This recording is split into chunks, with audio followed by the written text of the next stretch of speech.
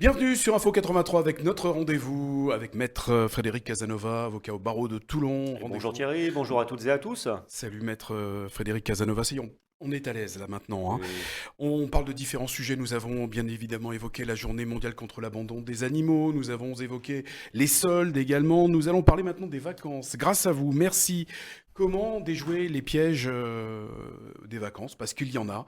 Les vacances, on y pense, ça fait rêver, mais bien souvent, il y a des pièges. Alors on réserve, on ne sait pas sur quoi on tombe. On réserve, alors quand on réserve, et puis on paye bien souvent à l'avance. Ce qu'on donne, on donne des arts ou des acomptes d'ailleurs. Tiens, Ah Thierry. quelle est la différence entre art, A, 2 R, H, E, S, et Oui. acompte? Eh bien la différence principale, c'est qu'un acompte vous engage à payer la totalité ensuite de la location, même si vous n'y allez pas. C'est-à-dire que si vous êtes engagé dans le cas d'un acompte à verser 1500 euros de location pour votre semaine de vacances, si vous avez versé que 500 euros finalement, vous n'y allez pas, vous devez quand même verser les 1000 euros restants. Il faut Un que ce soit acompte vous marqué engage. acompte alors, hein. Alors, sachez que la loi est très claire là-dessus. Quand il n'y a rien indiqué, nous sommes face à des arts et non pas des acomptes. D'accord? Donc, s'il est mentionné acompte, faites très attention. Vous êtes engagé sur le paiement total du prix, même si vous n'y allez pas. Alors, par contre, les arts, c'est ça qui est intéressant. Les arts en eux-mêmes ne vous engagent pas sur la totalité. Vous avez versé 250 euros d'art pour une location à 1000 euros, par exemple. Vous ne pouvez pas y aller. Eh bien, vous perdez vos 250 euros, mais vous n'avez pas les 750 euros complémentaires à verser. C'est important. Quand vous dites lézard, c'est les et plus loin art, hein, et non pas lézard, Exactement. l'animal. Effectivement, on entend souvent dire que les arts ne doivent pas dépasser 10% du montant. Est-ce bien vrai? Non, parce que ça n'est pas réglementé Mhm. justement. Les arts, c'est l'article 1590 du Code civil qui prévoit juste que si justement vous ne prenez pas votre location, vous perdez vos arts, d'accord? Alors il y a toujours possibilité de se mettre d'accord sur un remboursement possible. Vous versez 250 euros, si vous annulez 2 mois avant, il est possible de trouver un accord en disant qu'on vous reversera que la moitié de vos arts ou tout ça. Mais en dehors de ça, le Code civil ne réglemente pas les arts et il n'y a pas de montant minimum ou maximum. On va dire que le montant généralement constaté ne dépasse pas 25% du montant de la location. Ces deux cas de figure qu'on a évoqués, les arts et les acomptes, justement, ça applique que dans le cadre d'une relation avec un particulier, ou bien en passant par les plateformes, on est confronté aussi à ces Alors, difficultés-là? dans tout type de location, Mhm. généralement, on est confronté à ce type justement de réservation avec des arts. C'est pour justement justifier votre bonne volonté de réserver le bien et que celui-ci ne soit pas indisponible bêtement parce que vous ne l'utilisez pas.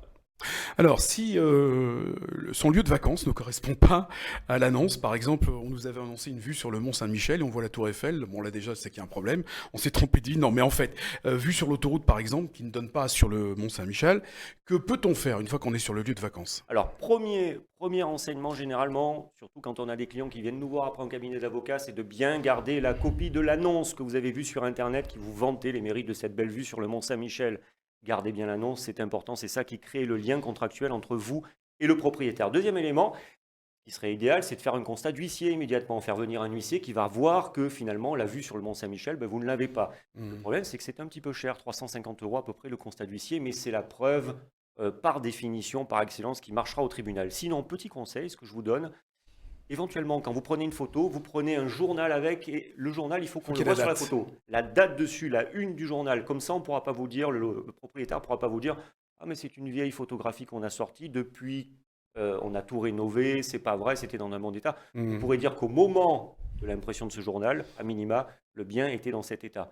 Autre élément important, si vous faites des photographies, contextualisez-les. On a souvent des clients qui viennent nous voir en cabinet en nous montrant une petite photo d'un mur dans un coin abîmé, mais on ne sait pas si ce mur, ben, c'est chez vous Thierry, c'est chez moi, ou c'est réellement la location de vacances. Faites une photo grand angle pour qu'on contextualise réellement ce qu'il en est et ce qui peut être le dommage que vous avez subi. Et dernier petit élément, faites-vous plaisir. Il y a des formulaires d'attestation disponibles sur Internet, des CERFA. Prenez un voisin ou un passant dans la rue, dites-lui, venez attester la qualité du bien qu'on loue, et ça sera super intéressant devant un tribunal. Maître Frédéric Casanova, avocat au barreau de Toulon, on évoque les vacances et les pièges à éviter. Ce qui est valable pour le Mont Saint-Michel d'ailleurs est valable également pour les îles d'Hyères, hein, l'île de Porquerolles par exemple. Il y a de plus en plus souvent, on rencontre des arnaques à la location qui n'existent pas. Comment s'en prémunir? Alors, le petit conseil, c'est de passer éventuellement par un site de mise en relation. Je ne donnerai pas les noms des sites. Il y a beaucoup de sites de mise en relation entre propriétaires et locataires. Alors par contre, la chose principale à ne pas oublier, c'est lorsque vous effectuez un virement, faites-le par le biais de ce site. Il y a une arnaque qui tourne extrêmement régulièrement, surtout ces derniers temps, c'est de vous faire sortir du site internet de mise en relation et de vous faire un virement directement sur un RIB qui vous a été envoyé. Dans ce cas-là, l'assurance Stoppez du tout. site ne fonctionne pas puisqu'il a fait que la mise en relation, il n'y a pas eu le paiement par le biais du site. Faites attention à ça. Deuxième solution, éventuellement, si vous êtes un peu vieille école comme vous, Thierry et moi, non? C'est le mot école qui me gêne, c'est pas... On peut Je payer n'ai jamais été à éventuellement. l'école, hein, Ah ben non, mais quand même. Bon, On allez-y. peut payer éventuellement par chèque aussi. Alors le petit conseil que je vous donne, si vous payez par chèque, vous envoyez le chèque à l'adresse de la location et au nom du propriétaire. Ça limite un petit peu la possibilité qu'un escroc récupère quand même le chèque dans la boîte aux lettres, etc. Parce qu'il arrive souvent qu'on arrive sur place et que finalement la maison n'existe pas ou éventuellement les véritables propriétaires sont surpris de vous voir arriver en disant mais attendez, on n'a jamais loué notre maison, qui êtes-vous? Donc là, au moins, vous envoyez à l'adresse de la maison le chèque au nom du propriétaire et vous êtes tranquille. Et dernier petit point, avec les moyens actuels de communication, un petit tour sur Google Street View pour voir si le bien existe réellement ou Google Earth. Vous avez là quand même tous les éléments pour éviter les arnaques. Alors, on parlait d'école tout à l'heure, un problème. Les problèmes sont souvent posés à l'école par la maîtresse. Mon fils de 10 ans casse la baie vitrée de la maison que je loue pour les vacances. Bien évidemment, le propriétaire peut-il me réclamer 1200 € pour remplacer la baie vitrée, sachant qu'il a déjà conservé 1000 € de caution déposée? Et oui, puisqu'en fait, savoir que la caution qui est déposée ne limite pas votre responsabilité, sauf si c'est clairement mentionné dans le contrat de location. Sachez que la responsabilité est illimitée. S'il y a 10 000 € de réparation, non seulement le propriétaire va garder les 1 000 €, mais ensuite vous réclamera les 9 000 € manquants. Donc le petit conseil là aussi, il y a pas mal d'assurances qui, pour les locations de vacances, fonctionnent, surtout sur les sites de mise en relation. N'hésitez pas à les souscrire, elles ne sont pas très très excessives.